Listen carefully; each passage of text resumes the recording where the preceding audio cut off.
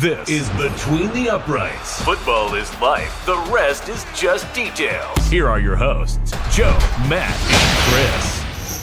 What's up, everybody? Welcome into Between the Uprights. I'm Joe, that's Matt, and Chris. We got the whole crew together today, baby. That's what I'm talking about here, Between the Uprights. And before we get into all that great football action that you come to Between the Uprights for 24/7, 365, be sure to hit that like and subscribe button. We're just getting this thing spun up here.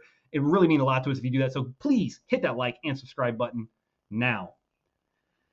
The New York Giants got honey-dicked in 2022. They got straight taken advantage of, all right? This was a clear, too much makeup, filter in the picture, rose-colored glasses thing that the Giants had happened to them. And it all, like, they knew it wasn't a good idea. This is Stockholm Syndrome a little bit here. They denied the fifth-year option on Daniel Jones.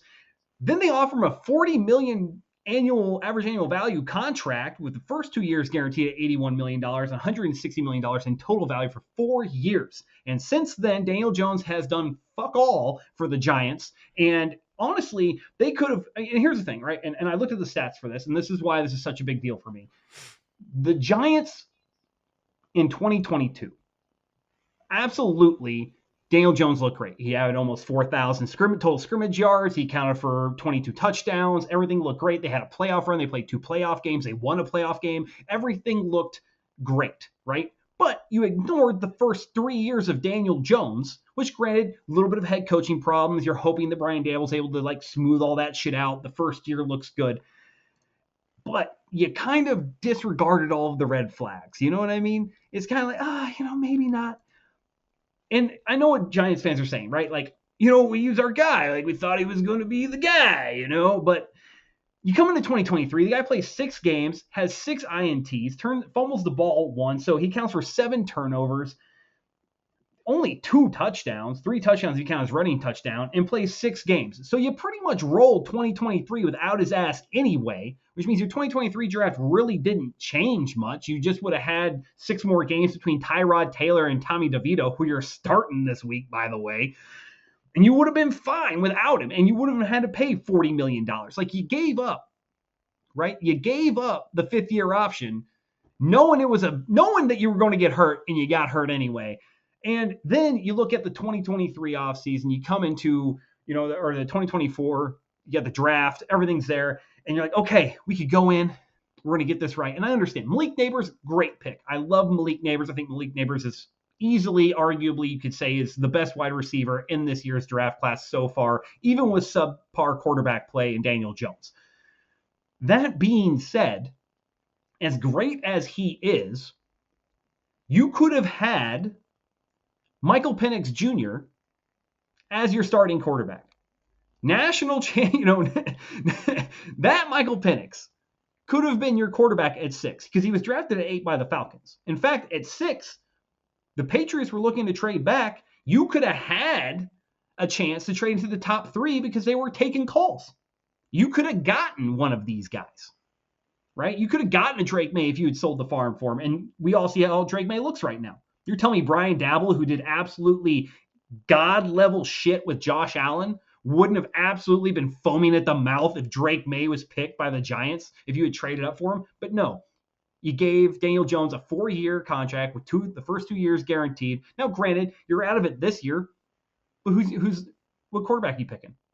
Who's the top quarterback in this draft, guys? Anybody? There isn't one. Nope. No one is even projected to even be Cam Ward, maybe. I don't know, man. It just seems like you made a mistake and now you're benching him and it's done. This is if Daniel Jones is still on the Giants come next year, which a lot of people are saying he's not, he's going to end up with a $22 million dead cap hit and no guaranteed money left on that deal. He got paid. This is some Brock Osweiler shit to me. Not as bad as Brock Osweiler, but we're in the vicinity. We're in the neighborhood, right? Maybe 1 or 2 cul-de-sacs over. Right? Not totally shitting, fucking fleecing somebody, but pretty damn bad. So, Matt, I'm going to go with you. What's the Giants' future here, man? You clearly missed an opportunity to get a franchise-level guy who we have seen multiple of these guys get a franchise-level thing. And Penix, I think, is going to be just fine in Atlanta because, honestly, Kirk Cousins doesn't look like he's going to be there very long either. But you missed out. So where do they go from here, Matt? I mean, you get rid of Daniel Jones. That's the first step. I mean, listen, I don't think it took a rocket scientist. I don't think anybody out there really exists that, like, when Daniel Jones signed, was like, good idea. That's good job. You signed Daniel Jones to $160 million. I don't think I haven't met that person. And if I do, I'm going to run fast in the other direction because that does not exist. So, as far as what their future looks like, I mean, it looks like getting rid of Daniel Jones, and it looks like bringing in a new quarterback that's not Tommy DeVito. Because sorry to all my Tommy Cutlets stands out there, Tommy Cutlets is not the guy either. He's just not.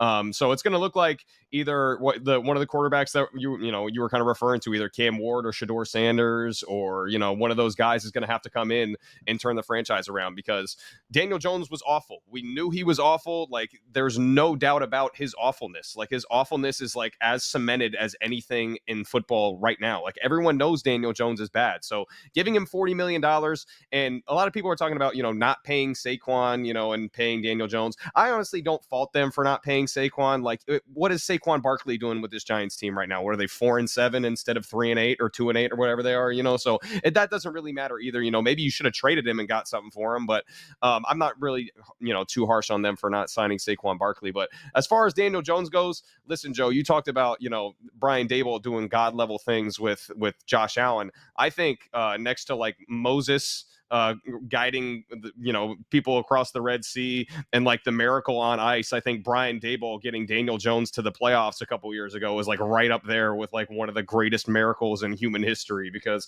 I have no idea how he did that. So I mean, Daniel Jones, listen, we all know Daniel Jones is a bad football player, and they should have moved on 3 years ago. They set their franchise back 3 years too late, and now we're going to see the fruits of that. So yeah, Daniel Jones is bad, and they're going to have to draft a quarterback first round. There's no doubt about it. Yeah, I just don't know who. Like, I mean, you mentioned some good names. We talked about Cam Ward. We talked about Shador Sanders. I just don't Quinn know if Ewers. those. Yeah, I mean, I just don't know if those are the types of guys that are really franchise level guys. Don't get me wrong. Shador Sanders has that. I mean, I've seen Cam Ward. Cam Ward plays behind one of the best offensive lines in college football. If you don't think that's true, watch a Miami Hurricanes game when that man gets pressured less than like a tax professional at tax time. All right, like the guy has zero concern with, like, he hikes the ball. I'm pretty sure he just like lays down, takes a nap, wakes up 5 minutes later, throws the football. Someone's wide open 80 yards down the field. That is Cam Ward's offense. The Giants are not that. All right, they have, like, Daniel Jones has gotten sacked a lot in the last 3 years, a lot. They do not have a good offensive line there. My whole thing is right now is that, like, you brought up the Saquon Barkley, didn't sign Saquon Barkley. I'm okay with it. You want to know why? Tyrone Tracy Jr. is averaging 5.1 yards a carry right now. All right, he absolutely looks like a stud. He got the, like, Singletary missed a few games, and Tyrone Tracy has not relinquished control of that primary rushing role since then. All right, and that's 545 yards, and he didn't really play the first 4 games. Okay, like, he's done that in 6 real actual, hey, I'm the bell cow games. So the guy is averaging damn near 100 yards a game on 107 carries. That is insane. Okay, like, you're not missing him anymore, right? And he's catching the ball well too. Tyrone Tracy has very good hands. He's had 23 targets, 18 catches for 117 yards. So he is no doubt a 100 scrimmage yard per game guy. You're not missing Saquon Barkley realistically right now, okay? But you did bring up a good point. Brian Daboll did some masterful work in the first year with Daniel Jones. I think that they relied on Saquon Barkley. It was one of the first years Saquon Barkley was fully healthy for them, was able to really utilize him sufficiently. And you saw as Saquon Barkley's health kind of waned throughout that season, he got some injuries here and there, got a little banged up. The offense sort of went like that too. Anyone with a clear understanding of what that team did in that season would say, hey, this team relies way more on Saquon Barkley than it does on Daniel Jones. So Brian Daboll did everything he could with what he had. So, Chris, I'm going to go to you. Daniel Jones has sat down, most likely out at the end of the year. Does Brian Daboll get a chance to kind of change the narrative on him as a head coach for the New York Giants? Or are we talking about Brian Daboll, who arguably could be on the hot seat for how this team has trended downward the last 2 years? You could easily argue that. But is Brian Daboll out as the Giants head coach at the end of the season or not? To be honest, my guess is they're going to do a reset. That is my guess. My guess is that they're going to do a full stop reset on everything. And unfortunately, we were just talking about it before the start of the show. Like, 3 to 4 years, they're repeating this whole session of redoing things, and that's why they're not as efficient and as big as they could be. Because they don't get me wrong, they have some really big time players on their team. So there's no reason why the way they're set up right now is the way they're set up. And they're losing these crazy amount of games, and you got a number one wide receiver off top as a rookie who is killing it, or at least trying to. He just doesn't have somebody that's helping him killing it by sending him the. So it sucks for Brian Daboll. It does, because what, 2 years ago he was, he just got the coach of the year, right? Because he did a great job, and that was the 1 year where Daniel Jones was efficient. It was decent.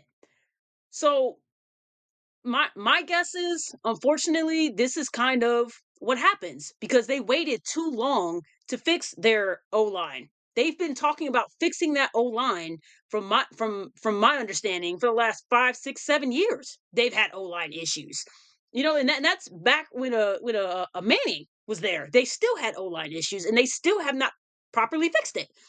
And then they go into the 2019 draft, and they went out and, for whatever reason, decided Daniel Jones was the guy. So they did as much as they could. They gave up as much as they did to go get him. And I personally, at that point, was already like, it's not going to work. It's not going to work. There's no way. It's not going to work. There was nothing about him that said, yes, he's absolutely a franchise quarterback for the next 10, 20 years. He wasn't. And this is exactly what happened. And then you already paid him the amount of money that you paid him when he still hadn't proved anything to you at all. You can't even say he was like mid. No, he was at the bottom. He was at the bottom level, and you still paid him as much money as you did. So unfortunately, you're looking at the general manager, you're looking at the head coach, and both of them more than likely are going at the end of the season along with their quarterback. And my guess is, if they want a chance at not having to repeat this same song and dance every 3 to 4 years, I would say do as much as you can, pay whatever you need to pay, go out, get Ben Johnson, who should be a big person, that everybody is looking for, come the off season to try to take over their head coaching jobs. Right now, he's with the Lions doing the offensive coach, and I feel like he's been doing a damn good job, even with beat up players. He's been handling it, in my opinion. So I think Ben Johnson should be your automatic go to. Unfortunately, the Chiefs also have somebody in their office that is looking for a general manager position. So I think, for me, like, if you want to get it right, like, at the end of the day, you want to get it right, make sure you're taking the time to get your head coach. I think they need to get somebody who has a good mindset. You need an offensive coach, and you need a general manager who knows how to manage the game and knows how to how to manage your team. Because if you don't have those and they're not on the same page, we're going to keep going through this. And unfortunately, just like I said, like with the new draft coming in, there isn't a lot of quarterbacks. And I'm sorry, but drafter number 2, I'm not even gonna say his name. He's going to need a lot of the same type of um, help to learn the game and to improve. Talking about Shador, he's going to need that same amount of time that somebody else needed 3 years to come in and actually be a number one quarterback. So he's going to need that time. So unfortunately, at the end of the day, I do feel like Dable's gone. I feel like more than likely their GM is gone, and they'll be searching at the end of the season for all three. Yeah, most likely. It sucks because I think Brian Daboll is a good head coach. I think that, he's a good offensive coordinator, probably a great offensive coordinator. Probably, when he's an offensive coordinator in the league, he's easily top 5 offensive coordinator in the league and play caller in the league. I believe that. All right, what he was able to do with that Giants team with just Saquon, with a healthy Saquon Barkley and keeping Daniel Jones on script, I think was very, very good. And to your credit, to the speaking of offensive linemen trying to get offensive line right, they've drafted 8 offensive linemen since 2017. And I think like four or five of those have happened in the first 3 rounds. So they have consistently tried to bring in offensive linemen through the draft, through free agency, as any way they possibly can. And ultimately, all it's resulted in is similarly to what we've seen in some of the other stops and places that have been searching for offensive line help. They just misevaluated talent. And at the offensive line position. And, I mean, you're talking Evan Neal, that's just one of the names. John Michael Schmitz, who they drafted in the second round in 2023, at 57 overall. Like, these are, guys that are still on this team, still playing, trying to do things in this league and everything like that. But at the end of the day, you essentially wasted early round draft pick on offensive lineman. It just didn't work out. And that's why you're in the situation you're in. And you can also say, sometimes sacks aren't always on the offensive line. Sometimes it's on the quarterback holding the ball too long. And Daniel Jones has been guilty of holding the ball too long. But Matt, I'm going to go ahead and let you get a little bit extra on this one. Go ahead and give me your feedback. Do you think Brian Daboll's out of here? Yeah, he's probably out of here. I mean, like Chris said, I think a reset's probably due in New York. I mean, especially because I feel like a new GM's probably going to be in there too. I mean, once a new GM comes in, he's going to want his guy at the helm as far as a head coach goes and as far as a quarterback goes. So yeah, I assume Brian Daboll is probably out of there. Even though, like you mentioned, Joe, I think Daboll is a really good coach. And like I mentioned before, this guy got Daniel Jones to the playoffs. Like Daniel freaking Jones, he took him to the playoffs. And while Chris was talking, I didn't mean to look like I was not paying attention. I just wanted to look at stats on my phone of Daniel Jones. I was literally trying to find anything where I was like, Daniel Jones, man, like we're sleeping on him. Doesn't exist. It doesn't exist. Daniel Jones is bad, and he's carried over to his head coach, and now his head coach is bad because the quarterback is bad. So even though I don't think Daboll is actually a bad head coach, but the quarterback has made him as such. So yeah, I think Daboll is probably gone at the end of the year just because of this whole debacle of a situation in New York. I mean, that's how I feel about it. It sucks. It does suck, but hey, look at the bright side, Giants fans. You're not the worst team that plays in the Meadowlands right now, because I mean, it's true. At least you just benched your quarterback. You haven't fired anybody yet. So hey, small victories, Giants fans. Unfortunately, hey, have fun jumping back on the quarterback carousel. You might be riding it for a while. This has been Between the Uprights. Football is life. The rest is just details.